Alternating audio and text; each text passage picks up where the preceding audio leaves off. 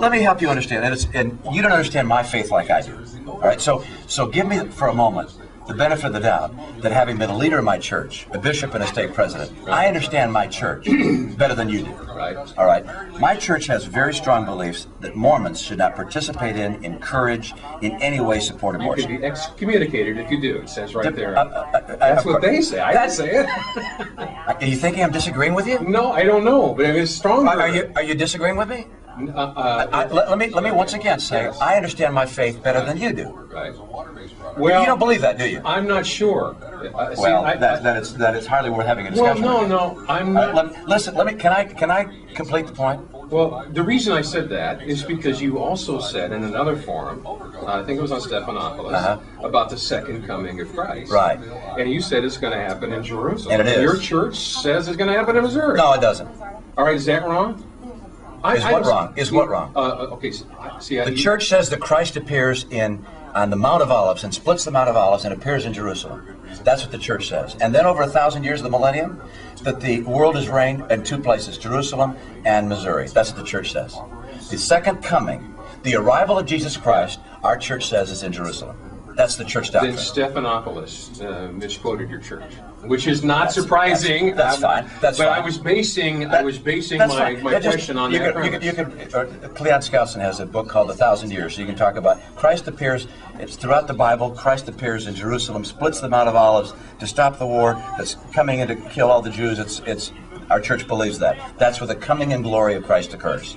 We also believe that over the 1,000 years that follows in the millennium, he will reign from two places. Right. That the law will come forward from one place and from Missouri, and the other will be in Jerusalem. All right, but now back to abortion. Before I have to get back on. Yeah, you got to get But before we do anything else, I want you to understand one thing. I take this stuff real seriously. Oh, I don't though. For me, this is all frivolous. No, I take you. No, seriously. No, I take. Come on, I'm running for president.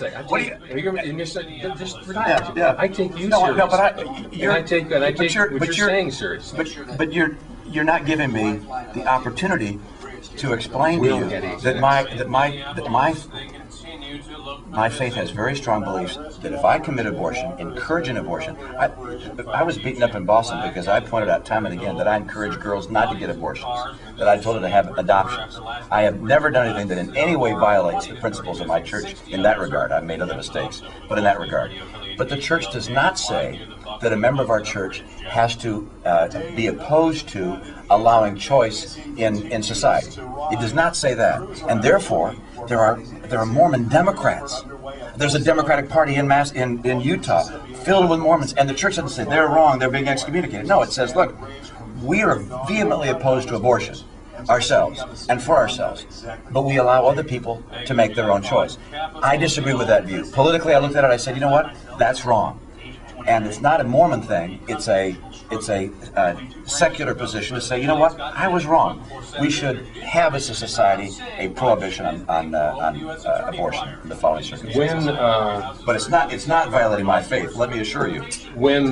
I hope we can do this so we can spend some quality time on the air rather than the sound. No, I don't like coming on the air and having you go after my church and me and my. I'm not going after you. I agree with your church. I know that's right, but I'm not running as a Mormon, and I don't, and I get a little tired of coming on a show like yours and having it all about Mormon. See, I don't mind it being about that. Yeah, I do. I do. I agree with the ethics of your church, for Pete's sake. So do I. Yeah. So do I. Well, so I was trying to. No, you're trying to tell me that I'm not a faithful Mormon, or that I'm not. I'm trying to get you to reconcile what I think is a disparity and have a great discussion about Mormonism and the Mormon Church, and read the doctrines of the church and where my view is. And you know what? I'm not running to talk about Mormonism. No, but the point is, the people who are likely to vote don't want to elect a Ted Kennedy who comes back, or Senator Harkin, who comes here to Dowling and comes here to Iowa and says, I'm pro-life. And then when he gets to Washington, stands up and becomes pro-choice. Here's your opportunity to have that settle in your mind. I was governor 4 years. It's not just what I'm talking about. I was governor 4 years.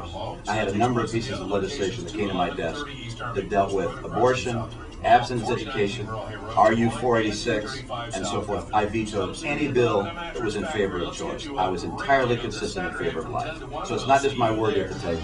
Look at my record. Thank you. Thank you. All right. Thanks a lot. Hey, how you doing? Doing great. Here's my card number information. Sorry it was so short. That's all right. That's okay. I appreciate it.